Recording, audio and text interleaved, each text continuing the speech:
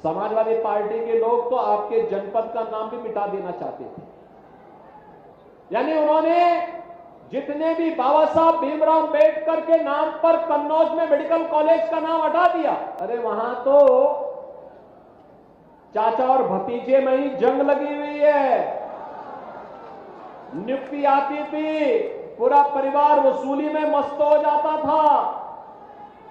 और भाइयों बहनों, आज हम इसीलिए कहने के लिए आए हैं, हर गरीब बहनों और भाइयों, मैं पूछना चाहता हूं, अभी यहां पे हमने गरीबों को, किसी को मकान दिया, किसी को नौकरी पत्र, नौकरी के लिए नियुक्ति पत्र दिया, किसी को टैबलेट दिया, किसी को किसी अन्य कार्य के साथ जोड़ करके विकास की योजनाओं का लाभ दिया।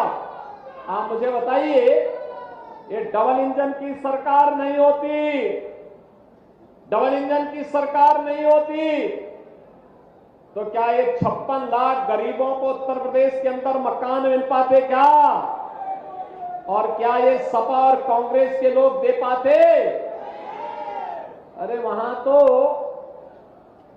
चाचा और भतीजे में ही जंग लगी हुई है। नियुक्ति आती थी, पूरा परिवार वसूली में मस्त हो जाता था।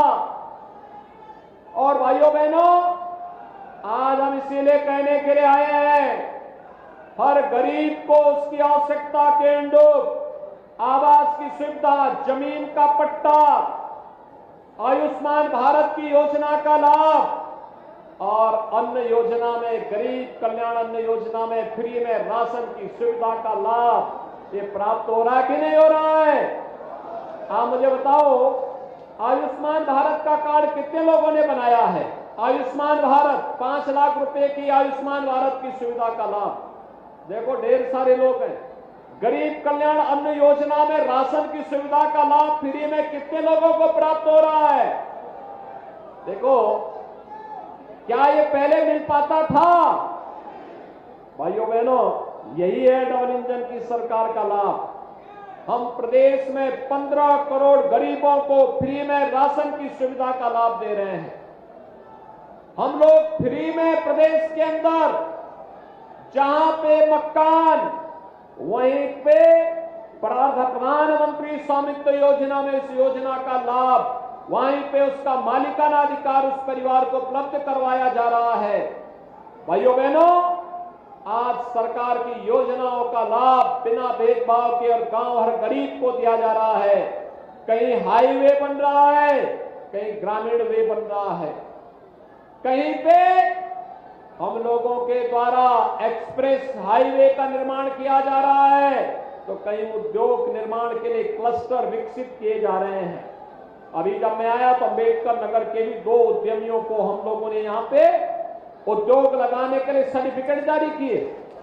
यानी 6000 करोड़ रुपए से अधिक के निवेश के प्रस्ताव एक साथ अंबेडकर नगर जैसे जनपद में लग जाए। ये 6000 करोड़ का मतलब आप जानते हैं, 10,000 लोगों को प्रत्यक्ष और अप्रत्यक्ष रूप से नौकरी और रोजगार की गारंटी मिलना। अंबेडकर नगर के लोग अंबेडकर नगर में ही नौकरी और रोजगार प्राप्त करेंगे।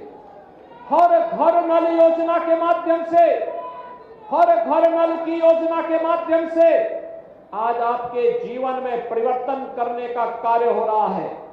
हर घर नल योजना के माध्यम से हर घर तक शुद्ध पेयजल की सुविधा उपलब्ध करवाने का कार्य हो रहा है, जिससे बीमारी से भी बचाव हो सके। और अगर कहीं किन्हीं कारणों से बीमारी हो गई तो 5 लाख रुपए की आयुष्मान भारत की सुविधा आपके लिए प्रधानमंत्री मोदी जी ने दे दी है। समाजवादी पार्टी के लोग तो आपके जनपद का नाम भी मिटा देना चाहते थे। यानी उन्होंने जितने भी बाबा साहब भीमराव अंबेडकर के नाम पर कन्नौज में मेडिकल कॉलेज का नाम हटा दिया।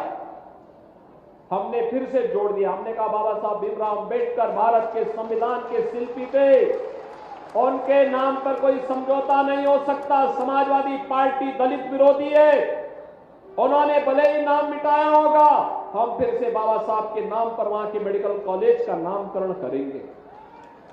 ये वही समाजवादी पार्टी है जिसने गेस्ट हाउस का कांड भी करवाया था, और दलित महापुरुषों के नाम पर बने हुए स्मारकों को इसने वहां से हटाने के लिए उस समय आह्वान किया था। लेकिन भाइयों बहनों, आज डबल इंजन की सरकार बाबा साहब भीमराव अंबेडकर के नाम पे पंचतीर्थ का निर्माण करती है। आज डबल इंजन की सरकार देश के अंदर 4 करोड़ गरीबों को फ्री में आवास उपलब्ध करवाती है।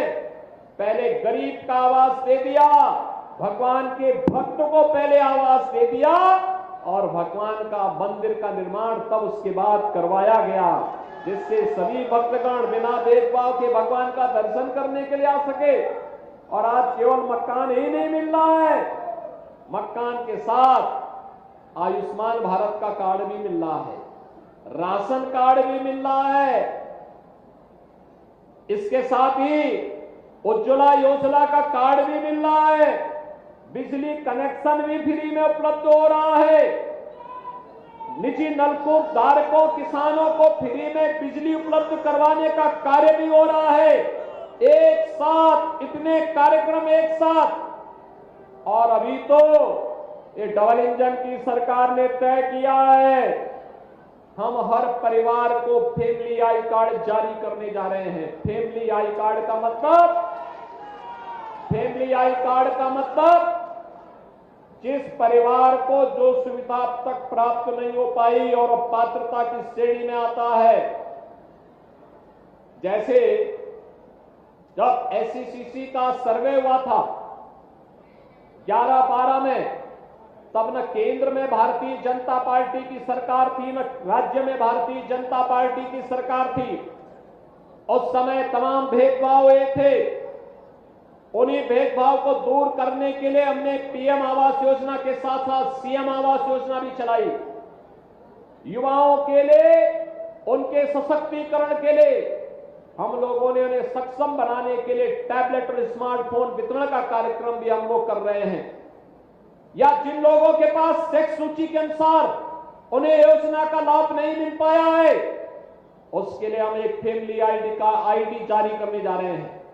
हर व्यक्ति के पास वो फैमिली आईडी होगा, वह उसका पहचान भी होगा और पहचान के साथ साथ अगर उस परिवार को राशन कार्ड की आवश्यकता है तो स्वतः उस कार्ड से उसको राशन कार्ड मिल जाएगा।